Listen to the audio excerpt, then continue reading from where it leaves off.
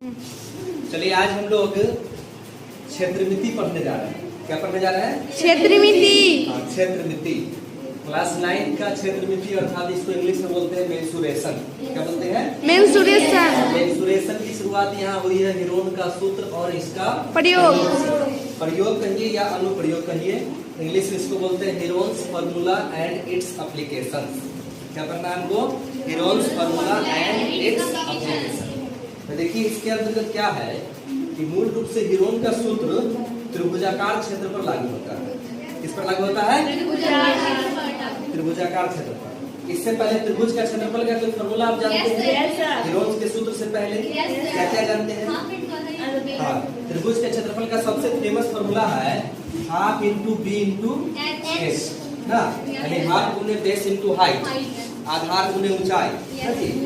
ये famous formula है, लेकिन उन त्रिभुज के लिए है जिसमें लंब होता है। जिसमें क्या होता है? लंब होता है। तो सारा क्षेत्र तो वैसा त्रिभुज नहीं बना पाता है, या फिर समकोण त्रिभुज के लिए है। तो सारे त्रिभुज समकोण तो नहीं है, सभी त्रिभुज समकोण है। तो एक ग्रीक गणितज्ञ थे, है ना, एक ग्रीक गणितज्ञ जिनका नाम था हीरोन। क्या नाम था? हीरोन।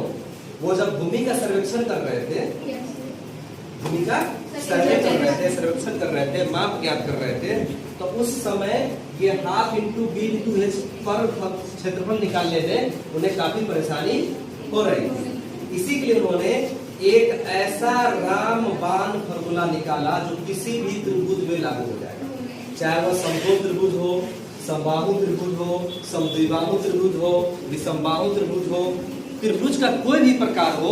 उन्होंने एक ऐसा फॉर्मूला बना दिया जो त्रिभुज के सभी प्रकार में लागू हो सकता है। उन्हीं के फॉर्मूला को हम हीरोन का सूत्र हीरोन फॉर्मूला के नाम से जानते हैं। तो त्रिभुज के लिए कौन सा वो फॉर्मूला इजाद किए थे, किस प्रकार से, थोड़ा सा हम देखेंगे कि half into B into H तो होता है। समबाहु त्रिभुज का क्षेत्रफल पढ़िएगा तो होता है √3/4 गुने भुजा। तो हम इससे पहले दो जानते थे। एक हम जान रहे थे समकोण त्रिभुज का जो हाफ इंटू बी एच होता है, और एक √3/4 इंटू भुजा स्क्वायर या ए स्क्वायर, उसको हम कर सकते हैं।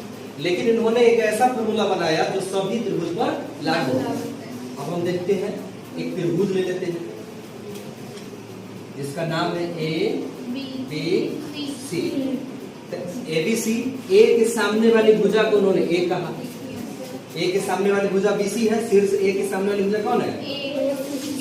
हाँ, BC है। BC का नाम क्या पड़ा? ए। यानी कि B और C के बीच की दूरी कितनी है? A इकाई है। ठीक है।